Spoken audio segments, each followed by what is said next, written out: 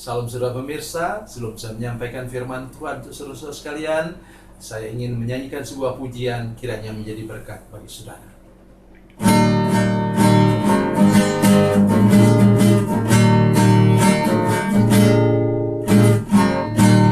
Terdengar sayup-sayup senandung merdu, angin pagi di pantai sejuk dan segar. Teringat kembali saat ku dipanggil Yesus, firman-Nya, mari ikutlah aku. Galilea, Galilea, ku tinggalkan semuanya yang ku kasihi dulu. Ku berpaling segera dan menjadi murid-Nya. Ku ikut Dia, Yesus Tuhan.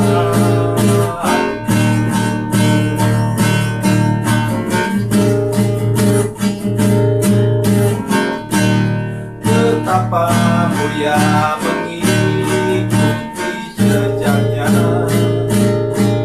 walaupun jalan sukar banyak cobaan. Bila hatiku bimbang ataupun kesepian, firman-Nya, aku yang besertamu.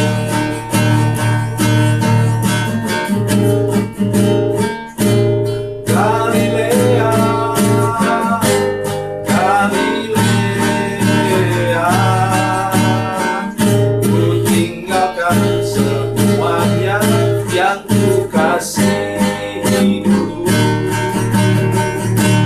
Ku berpaling segera dan menjadi murid-Nya. Ku ikut Dia, Yesus Tuhan.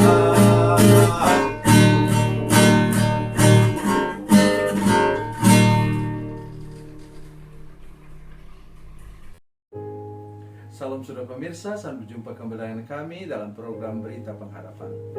Sekali ini saya ingin mengunjungi saudara-saudara sekalian, memberitahukan sesuatu yang amat sangat penting untuk hidup kita umat manusia, yaitu nafas kita ini, nyawa kita ini pinjaman daripada Tuhan. Karena itu kita harus menjadi orang yang bertanggung jawab untuk nafas hidup kita, nyawa kita ini. Sebelum mendengarkan firman Tuhan, mari kita berdoa. Bapa, dalam nama Yesus, terima kasih banyak untuk firman Tuhan yang ajaib dan luar biasa pada saat ini yang kami mendengarkan. Berkati kami dengan firman-Mu, dan Roh Kudus menolong kami supaya kami memahami benar bahwa nyawa kami ini, nafas hidup kami pinjaman daripada Tuhan. Terima kasih Bapa di surga, dalam nama Yesus. Haleluya. Amin. Saudara pemirsa, mari kita membaca firman Tuhan bersama-sama dari kitab Kejadian, Perjanjian Lama, kitab Kejadian, pasalnya yang kedua, ayatnya yang ketujuh. Kejadian 2 ayat 7, demikian bunyi firman Tuhan. Ketika itulah Tuhan Allah membentuk manusia itu dari debu tanah dan menghembuskan nafas hidup ke dalam hidungnya. Demikianlah manusia itu menjadi makhluk yang hidup. Amin. Saudara pemirsa, ketika itulah kapan? Ketika Tuhan menciptakan tumbuh-tumbuhan hijau di bumi ini. Saudara pemirsa,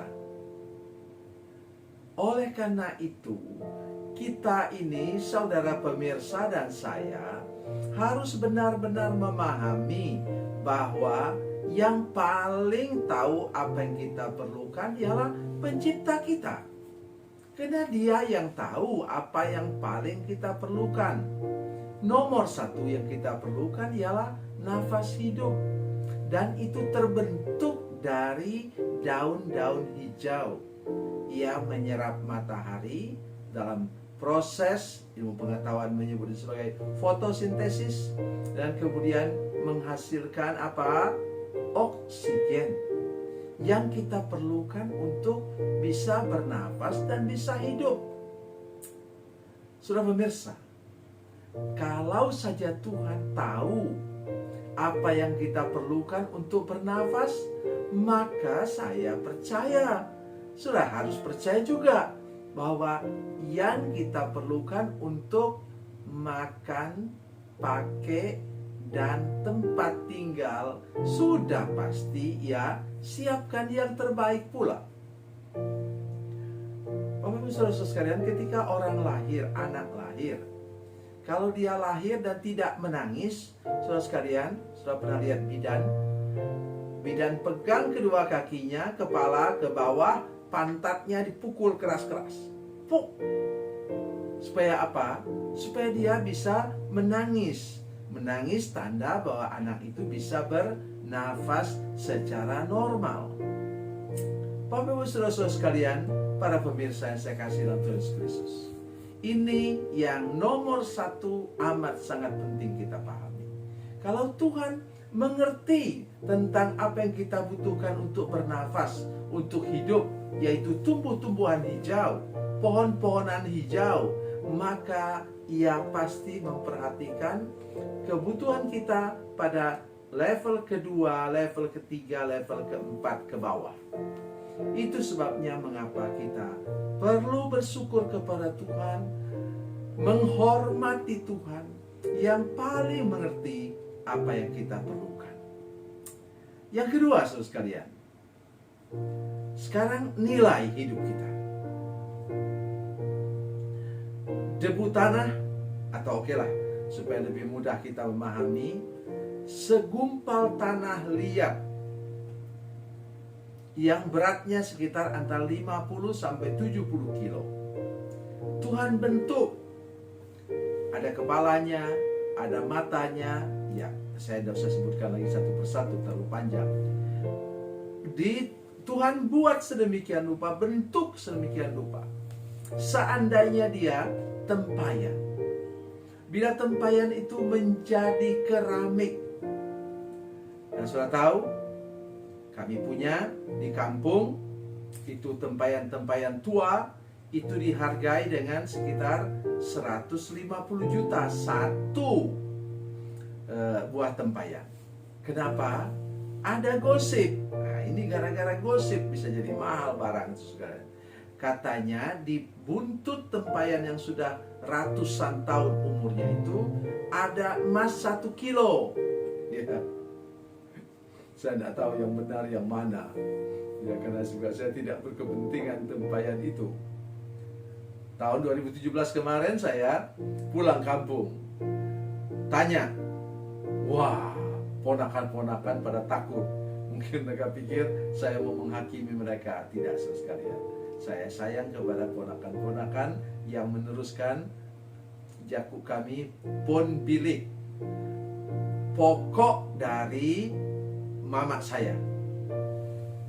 Kemudian saya ke sana, saya lihat, saya foto, masih ada foto-foto sampai sekarang, dan saya tanya mereka, kalian masih mau rawat barang ini? Mereka bilang iya.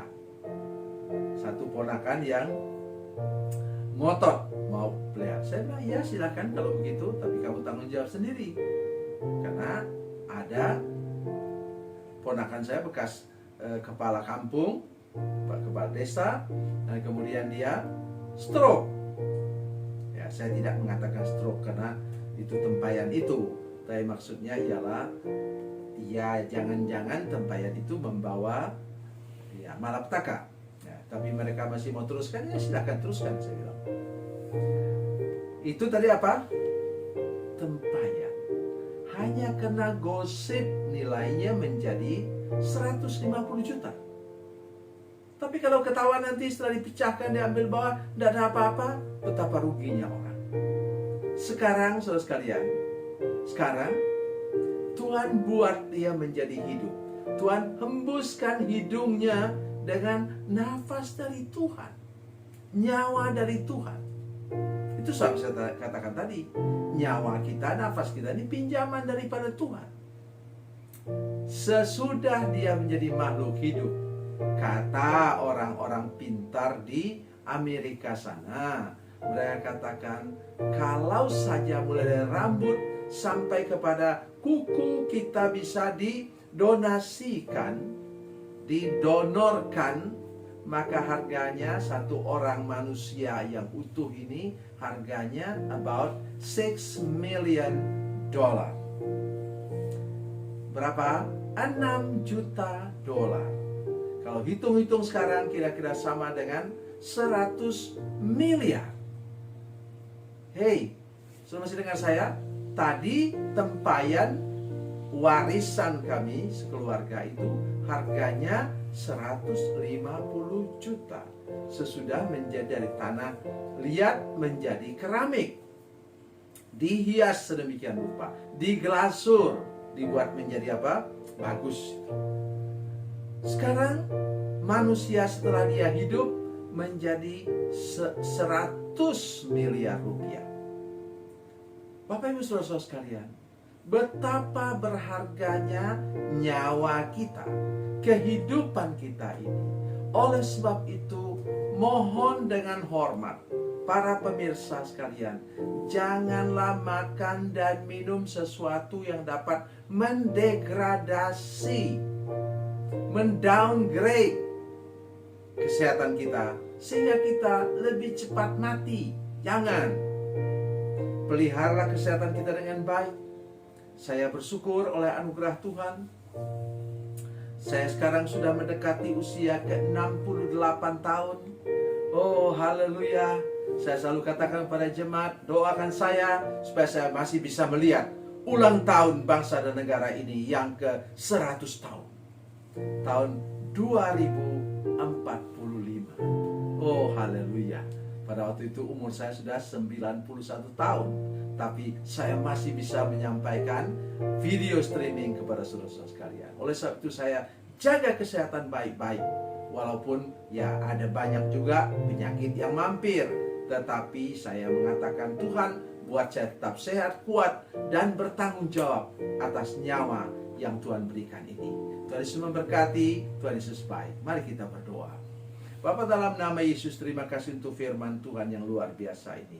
Tolong para pemirsa sekalian, anak cucuku, supaya mereka memelihara hidup mereka dan jangan sampai mendowngrade, mendegradasi tubuh fisik mereka, nyawa mereka, oleh karena mereka makan dan minum dengan tidak bertanggung jawab. Berkati Tuhan semua pemirsa hari ini, dan tolong kami mengerti dan bertanggung jawab kepada Tuhan yang meminjamkan kepada kami nafas hidup dan nyawa ini. Dalam nama Yesus, haleluya, amin.